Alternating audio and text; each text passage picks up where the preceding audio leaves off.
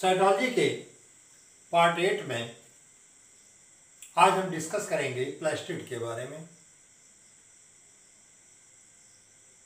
इस प्लास्टिड में इसकी सबसे पहले डिस्कवरी जो की थी AFWS शिम्पर ने। He discovered plastid. Plastid is of 3 types. First chloroplast, second leucoplast and third chromoplast. Schimper ने प्लास्टिड, प्लांट सेल में प्लास्टिड की डिस्कवरी की और प्लास्टिड को क्लासिफाई किया गया, डिवाइड किया गया 3 भागों में। एक ल्यूकोप्लास्ट, क्लोरोप्लास्ट और क्रोमोप्लास्ट में। ल्यूकोप्लास्ट हमेशा कलरलेस होता है, क्लोरोप्लास्ट ग्रीन कलर का होता है और क्रोमोप्लास्ट ग्रीन कलर को और कलरलेस को छोड़ करके कोई भी कलर, जैसे पेटल का कलर लाल भी है, पीला भी है, माने ग्रीन के अतिरिक्त क्रोमोप्लास्ट एक किसी भी कलर का होगा। तो सबसे पहले हम लेते हैं क्लोरोप्लास्ट, क्योंकि जितने भी फोटोसिंथेटिक भाग हैं सब में क्लोरोप्लास्ट होता है और क्लोरोप्लास्ट के द्वारा फोटोसिंथेसिस की क्रिया होती है, क्योंकि क्लोरोप्लास्ट में क्लोरोफिल पाया जाता है। तो आप जानते हैं कि manufacture of carbonaceous food material like glucose, fructose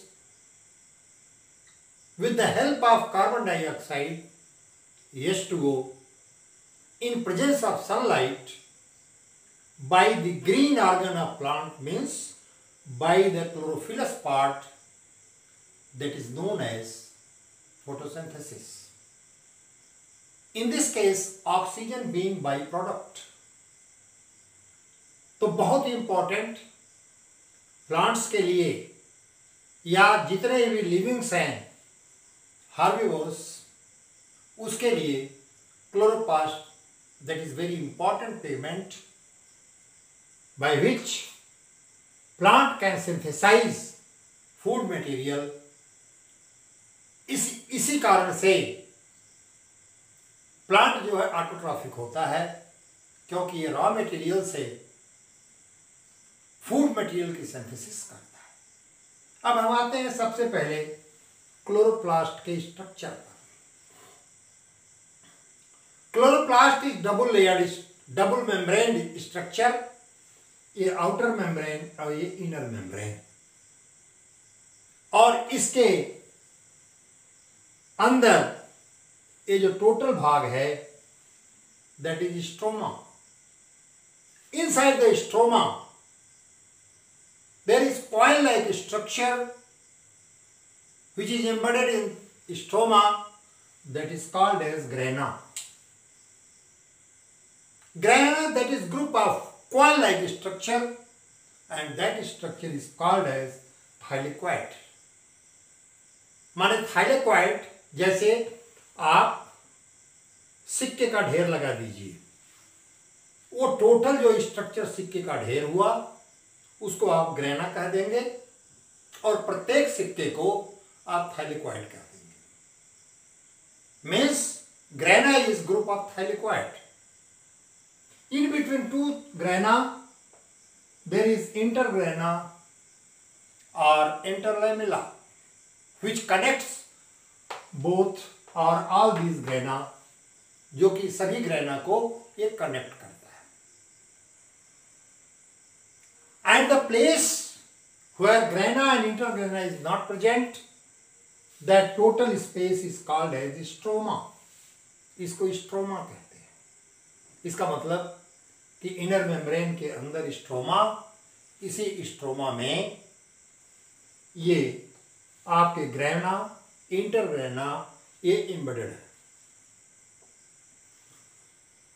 chloroplast में डीऑक्सीराइबोन्यूक्लिक एसिड डीएनए भी पाया जाता है, इसीलिए इसको ऑटोनोमस बॉडी कहते हैं। और इसमें जगह जगह पर आपको राइबोसोम्स मिलेंगे, but ribosomes are of 70s type. Ribosome जो है ये 70s होता है, लाइक माइटोकॉन्ड्रिया। जगह जगह पर आपको इसमें स्टार्च ग्रेन मिलेंगे, क्योंकि फोटोसिंथेसिस यही करता है। स्ट्रोमा में ग्लूकोज का कन्वर्जन स्टार्च में होगा, और ये आपको स्टार्च के ग्रेनुल्स आपको मिलेंगे। अब हम आते हैं, इस बात को बताते हैं कि ये जो मेम्ब्रेन है, यह मेम्ब्रेन फॉस्फोलिपिड होती है। जैसा यूनिट मेम्ब्रेन साइटोलॉजी के फर्स्ट सेकंड थर्ड पार्ट में मैंने आपको बताया था कि हर प्लाज्मा मेम्ब्रेन, यूनिट मेम्ब्रेन ये 75 एंगस्ट्रॉम्स होता है, जिसमें upper and lower protein layer 20 angstroms and middle phospholipid layer that is 35 angstrom. 20 plus 35 plus 20 that will be 75 angstroms. ये तो हमारा रहा क्लोरोप्लास्ट का। अब हम क्लोरोप्लास्ट की साइज देखते हैं। इसकी लेंथ 5 to 20 मिलीमाइक्रॉन होती है, और इसकी चौड़ाई विड्थ जो है 2 to 4 मिलीमाइक्रॉन। शेप के अनुसार ये डिफरेंट प्लांट्स में डिफरेंट शेप के होते हैं, और वह शेप डिस्क्वायर्ड भी होता है, स्पाइरल भी होता है, ग्लोबोज भी होता है, ओवल भी होता है। तो ये डिफरेंट शेप। अब हम लेते हैं कि इसके स्ट्रक्चर में, यहां मैंने लिख दिया है, इसको आप अपने नोटबुक में लिख लेंगे। जैसा मैंने बताया कि chloroplast composed of 2 unit membrane made up of lipoprotein. लिखा है chloroplast composed of 2 unit membrane made up of lipoprotein. Second point मैंने दिया है, inside membrane proteinaceous substance present which is called as stroma. Third point, stroma contains osmophilic droplet, DNA, RNA, ribosome, starch. Next, in stroma, lamella, that is also known as grana, is embedded. Grana is made up of coil-like structure that is called as thylakoid. अब ये सिक्के जो होते हैं thylakoid, ये 10 to 100 होते हैं।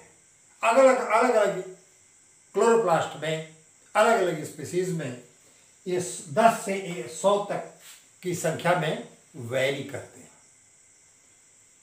Each chloroplast contain 40 to 60 grana. प्रत्येक क्लोरोप्लास्ट में 40 से 60 तक ग्रेना पाए जाते हैं। That is group of thylakoid. It contains chlorophyll and quantasome.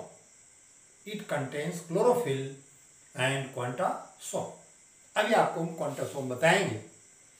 Each quantasome has 230 chlorophyll molecule. प्रत्येक क्वांटासोम में 230 क्लोरोफिल मॉलिक्यूल पाए जाते हैं। Park and Pons and Park and Biggins reported quantasome. ये वैज्ञानिकों ने क्वांटासोम को रिपोर्ट किया। ये तो एक हुआ जनरल स्ट्रक्चर ऑफ क्लोरोप्लास्ट। अब हम इसके केमिकल कंपोजिशन पर आते हैं। आपके कॉम्पिटिशन्स में ये केमिकल कंपोजिशन जो है ये पूछा जा सकता है। Protein 40 to 50% of the total dry weight total dry weight में ये 40 से 50% होता है। Chlorophyll 7 to 10%, RNA 2.5%, DNA 1%, phospholipid 23 to 25%, carotenoid 1 to 2%, enzymes some, and some elements like iron, copper, zinc, manganese, magnesium, and some that is in very few amount. अब देखिए जरा सा quantasome के बारे में। जैसे ये थाइलेक्वाइड है, ये थाइलेक्वाइड है, एक माने ग्रेना की एक यूनिट। अब इसमें जगह जगह पर इस तरह की बॉडी पाई जाती है। इसी बॉडी को कहते हैं क्वांटासोम। क्वांटासोम इस बॉडी को कहा जाता है। इस प्लेस को क्यों कहा जाता है? Quanta means quantum energy, Soma means body. The space, the place which receives quantum light, that is called as quantasome. यही जो है सोलर एनर्जी को रिसीव करता है, और जब सोलर एनर्जी को रिसीव करेगा तो क्लोरोफिल मॉलिक्यूल जो है एक्साइट हो जाता है। क्लोरोफिल मॉलिक्यूल ये एक्साइट हो जाता है, और एक्साइट होने के बाद अपने आउटर मोस्ट ऑर्बिट से प्रत्येक क्लोरोफिल मॉलिक्यूल ये 4 इलेक्ट्रॉन को एक्सपेल कर देता है, बाहर निकाल देता है, और यह क्लोरोफिल मॉलिक्यूल गेट ऑक्सीडाइज्ड। और ये जो चारों इलेक्ट्रॉन निकलते हैं ये डिफरेंट प्रोसेस में, डिफरेंट स्टेप में ये फोटोसिंथेसिस की क्रिया में भाग लेते हैं। क्योंकि फोटोसिंथेसिस मैंने आपको बताई है पिछले लेक्चर में कि फोटोसिंथेसिस में 2 रिएक्शन होते हैं, एक लाइट रिएक्शन और दूसरा डार्क रिएक्शन। तो इस प्रकार से आज मैंने आपको क्लोरोप्लास्ट का स्ट्रक्चर बताया, क्लोरोप्लास्ट का केमिकल कंपोजिशन बताया, और ल्यूकोप्लास्ट, क्लोरोप्लास्ट और क्रोमोप्लास्ट के बारे में बताया। एक ग्रेना में कितने क्लोरोफिल मॉलिक्यूल होते हैं इसके बारे में बताया। क्वांटासोम की क्या पोजीशन है, इस पोजीशन को बताया। अब अगले लेक्चर में आपको इसमें जो क्लोरोफिल पाए जाते हैं वो कितने प्रकार के क्लोरोफिल होते हैं, क्लोरोफिल का क्या स्ट्रक्चर है, और क्लोरोप्लास्ट का क्या फंक्शन है, आज इस पार्ट 8 में केवल structure of the chloroplast, composition of the chemical composition of the chloroplast के बारे में मैंने डिस्कस किया। अगले लेक्चर में हम आपको इसके फंक्शन के बारे में और टाइप ऑफ क्लोरोफिल के बारे में, स्ट्रक्चर ऑफ क्लोरोफिल के बारे में बताएंगे। That's all about structure of chloroplast.